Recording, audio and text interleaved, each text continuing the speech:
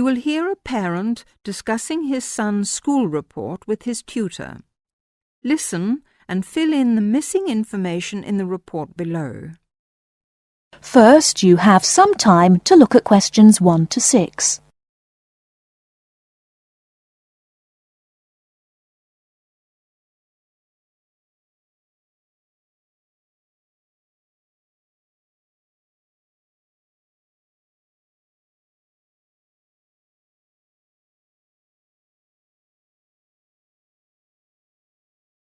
Now we shall begin.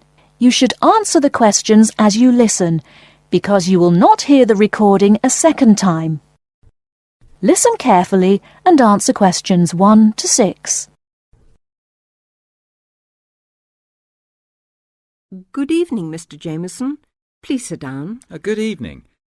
Now, about my son Stephen's report. Yes, just a minute. Yes, now, what class is he in? Oh, yes, 4E. No, 4A, isn't it? Yes, that's right. Has he improved this year, Mrs. Hargreaves? Yes, I think overall, yes. Mind you, there is still room for more improvement in some subjects. Let's see. Maths. Well, the major problem here seems to be his algebra. Apart from that, he's doing much better. Could you help him with this, Mr. Jameson?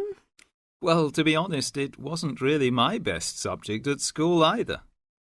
But the overall exam result was encouraging. 60%. Yes, and history, I seem to remember a bad report for this last year. Well, he lacks concentration in the class, and of course this makes it difficult to remember things like dates and names, and a memory is quite useful in a subject like this. Oh dear. Well, I'll have a word with him when I get home and see what we can do to improve that. And music. Music, yes. Is he still having guitar lessons? Yes, every Monday after school. His music teacher has commented that he doesn't seem to be taking them very seriously. I think it was just a craze he had, Mrs. Hargreaves. I've noticed that he hasn't been very interested in practicing at home. And also, he tends to talk a lot in class. I mean, he's very talkative, and he only got 40% in the exam. Well, nobody in our family is very musical, so I don't expect him to do very well. Before you hear the rest of the conversation, you have some time to look at questions 7 to 10.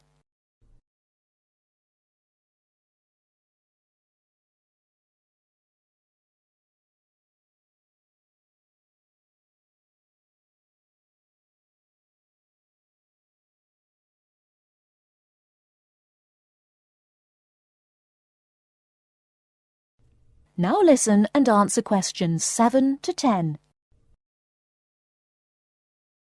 Looking at his geography result, though, there has been considerable improvement, 64%. Yes, I remember him working at home a lot for some sort of project or something on... now, where was it? India, I think. No, on China. Yes. And it was an excellent piece of work. I saw it myself and was very impressed. And his art classes have also been going better this year. Yes, he became very interested in pop art after the school and went to the local art gallery to see the pictures there. His bedroom wall is covered with posters from the shop. Yes, and 58% is not bad for his exam result, considering how low it was last year. And now French. It seems that he has really taken to speaking a foreign language. We hoped he would, because it's important to know another language these days, isn't it? Yes, quite. That's why we paid for him to go to France last Easter, so he could practice more. Well, it seems to have done the trick. 80% is a very good mark. Now, Mrs. Hargreaves, I'd just like to ask you one more thing about...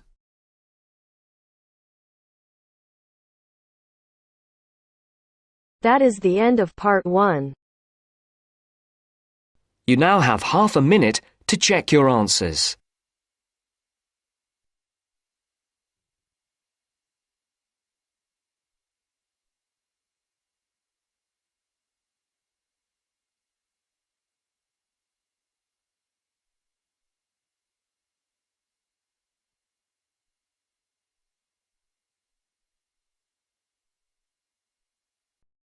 Now turns to Part 2. Part 2. You will hear a talk about safety in different regions. First, look at questions 11 to 14.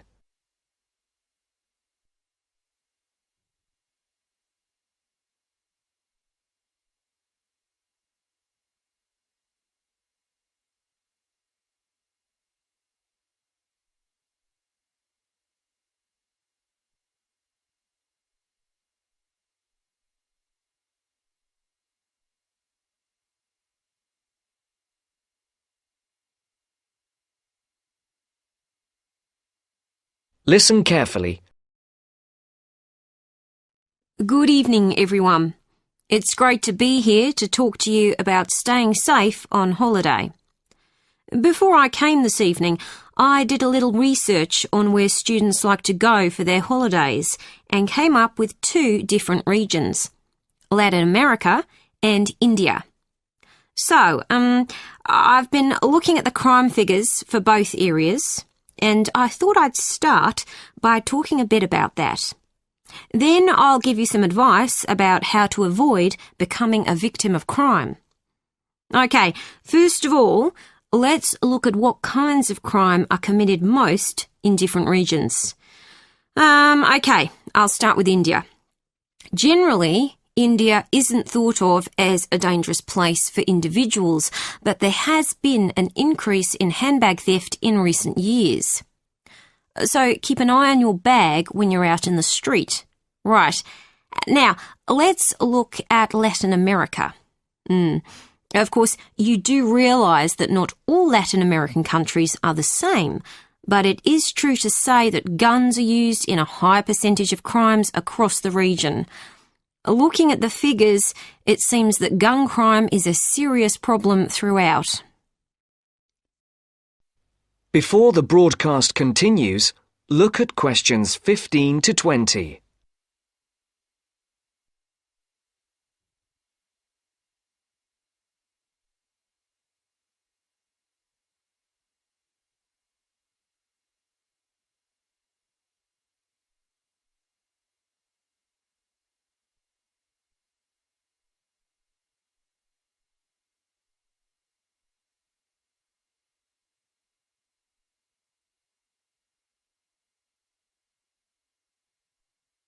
You will now listen to the second part of the talk. I can see some of you are thinking that it all sounds rather dangerous, but I know lots of people who've been there and had a really great time. They followed advice from the authorities, like making sure they didn't wear expensive jewellery in the street. And I'd certainly advise anyone travelling to Latin America to do the same. Another thing you should be careful of is not to go to lonely places at night. But of course, that's the same anywhere. But I must say, you do have to be very careful in some parts of Latin America when you take your money out of a cash machine. Sometimes you find that thieves stand very close to people at cash machines and take their money as it comes out. Okay, so now I'll finish by talking a little bit about India. I've actually been to India, and I didn't have any feeling that it was dangerous at all. First of all, I went on an organised tour with a group of people. This is definitely the best way to go because it's so much safer. I mean, I didn't go anywhere without the group, and we had a tour guide who spoke the local language and knew the area. In fact, I remember now, she warned us not to go off with strangers, even if they seem nice and friendly. But again, you wouldn't do that at home either, would you?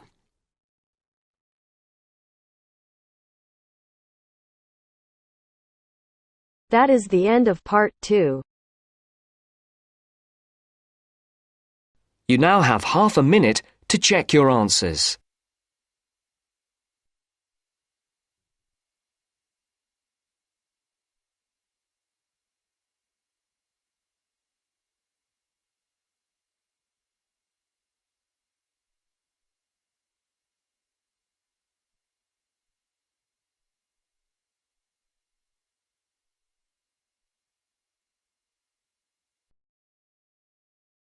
3.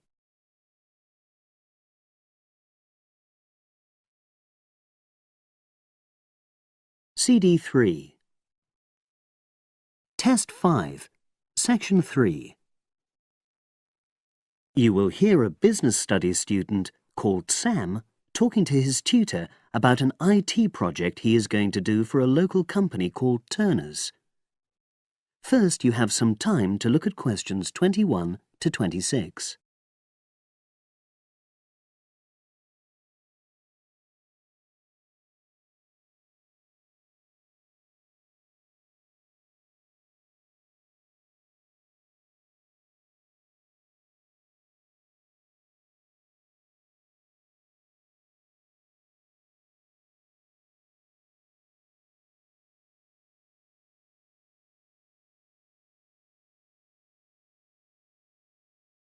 Now listen and answer questions 21 to 26. Hello, Sam. Come in and sit down. Thanks. You're here to discuss your company-based IT project, aren't you? Yes, I've been to see the manager and he's given me a lot of ideas about projects that the company would find useful, but I wanted to ask your opinion about them before I choose one. Yes, that's fine. Now, this company's called Turner's, isn't it? That's right. It's a small engineering company. They make machine components for trade use.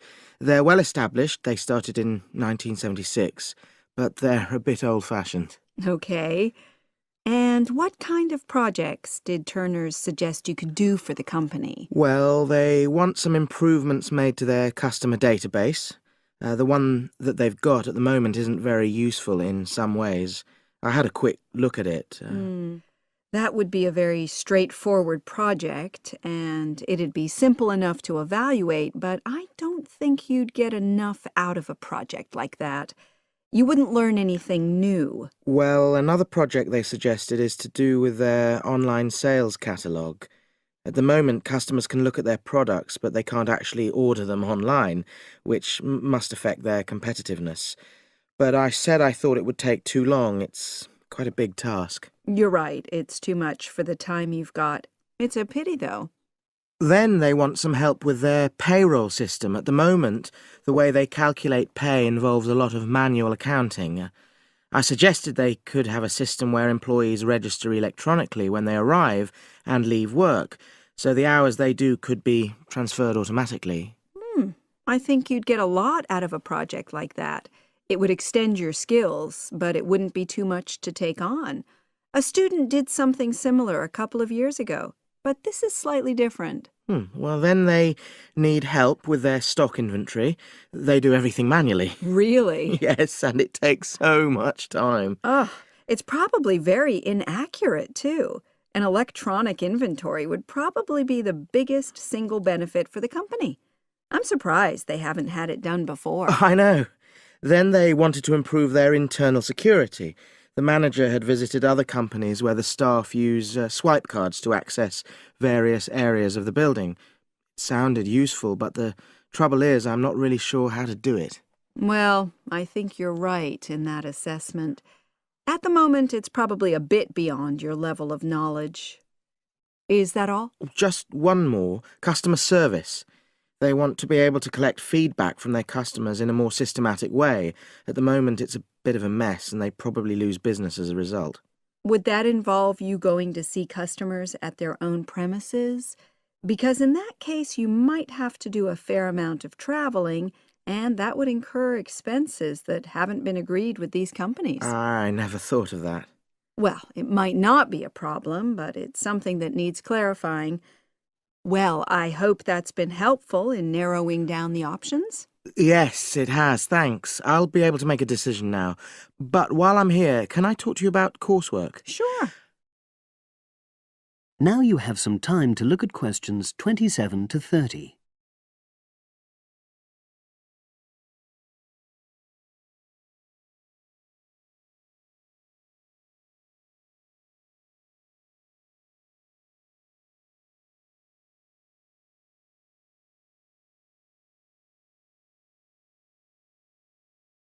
Now listen and answer questions 27 to 30.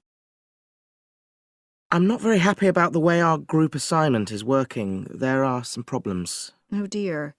Are people just not getting on with each other? That's the worst thing. Actually, we're all friends, it's not that. But when we're having a discussion about the assignment, one or two people end up doing all the talking and the rest don't say anything. It's a bit frustrating because we need plenty of debate. Well, that's a common observation. You're studying in a group with people from all over the world, and you all have your own ways of participating. In some places, students are more used to listening than talking, and vice versa. I suppose you're right. I'll try to remember that. Does everyone pull their weight as far as sharing the workload is concerned? I'd say they do, yes. And our group elected a leader. She's very good at making sure no one's overloaded. But personally, I feel that there are just too many of us in the group. Whenever we try to arrange a meeting, there's always at least one person who can't make it.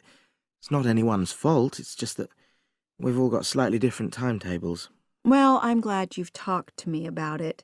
Feedback is always useful. Is there anything else you're concerned about? There are a couple of problems with lecturers that all the students are talking about.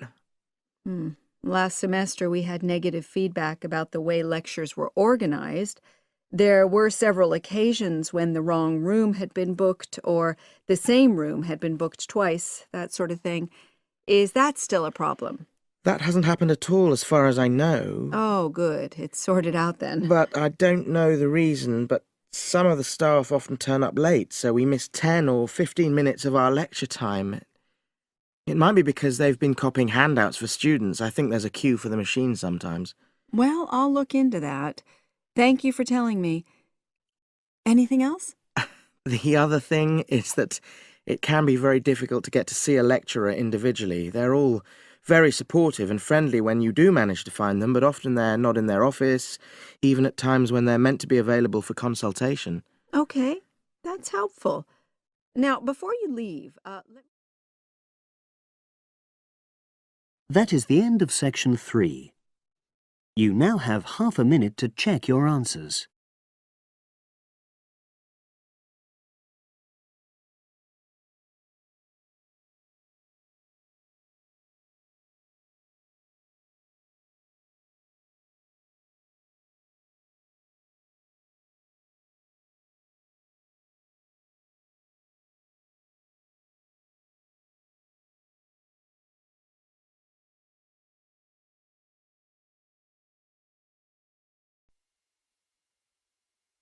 Now turns to Part 4.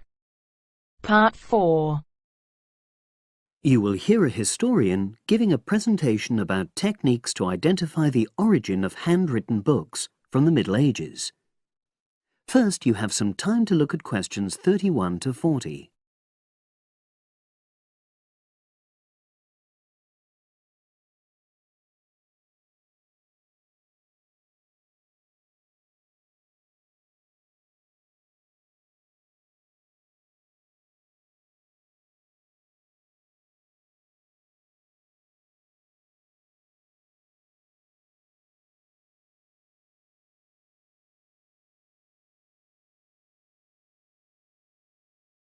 Now listen and answer questions 31 to 40. My presentation today is on how the science of genetics is being used to shed light on the origin of manuscripts, anything written by hand, produced in the medieval period, that is, the period between the 5th and 15th centuries AD. As many of you know, thousands of medieval handwritten books still exist today. Some of them have a clear provenance, that is, we know exactly where and when they were written. But the origin of many manuscripts has been a complete mystery, that is, until 2009, when geneticists started using DNA testing to shed light on their origins. But before looking at the new research, I need to explain something about the way the manuscripts were produced, particularly what they were written on. Virtually all were written on treated animal skins, and there were essentially two types. The first was parchment, which is made of sheepskin. It has the quality of being very white, but also being thin. It has a naturally greasy surface, which meant it was hard to erase writing from it. This made it much sought after for court documents in medieval times. The second type is vellum, which is calfskin. This was most often used for any very high-status documents because it provided the best writing surface, so scribes could achieve lettering of high quality. So, once the animal hides had been chosen, they had to be prepared. Where the right materials were on hand, the skins were put into large barrels or vats of lime, where they were agitated or stirred frequently. But if lime wasn't available, then the hides were buried. Both these techniques were designed to cause the hair to slough off and the skins to become gelatinous and therefore more flexible. The next stage was to put the hides on stretcher frames and pull them very tight. While on the frame, they were scraped with a moon-shaped knife in order to create a uniform thickness. For parchment, that was the end of the process. But for vellum, there was an additional stage, where it was bleached in order to achieve the desired color.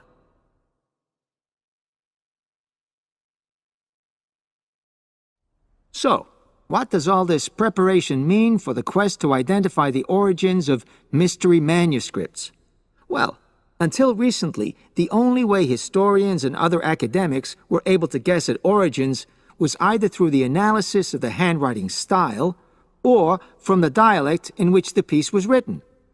But these techniques have proven unreliable for a number of reasons. It was thus decided to try to look at the problem from a different angle, to start from what is known, that is, the small number of manuscripts whose origins we do already know.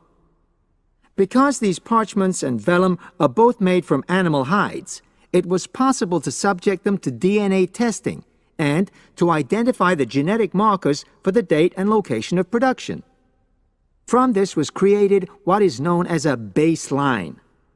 The next stage was to test the mystery manuscripts, finding their DNA characteristics, and then making comparisons between the known and the mystery scripts. Genetic similarities and differences enabled the scientists to gain more information about the origins of the many manuscripts we had known virtually nothing about up to that point. Now you might ask, what are the potential uses of this new information? Well, obviously, it can shed light on the origin of individual books and manuscripts. But that's not all. It can also shed light on the evolution of the whole of the manuscript production industry in medieval times. And because that was such a thriving business, involving very large-scale movements right across the globe, the new data in turn help historians establish which trade routes were in operation during the whole millennium. Now, if anyone has any questions... That is the end of part 4. You now have half a minute to check your answers.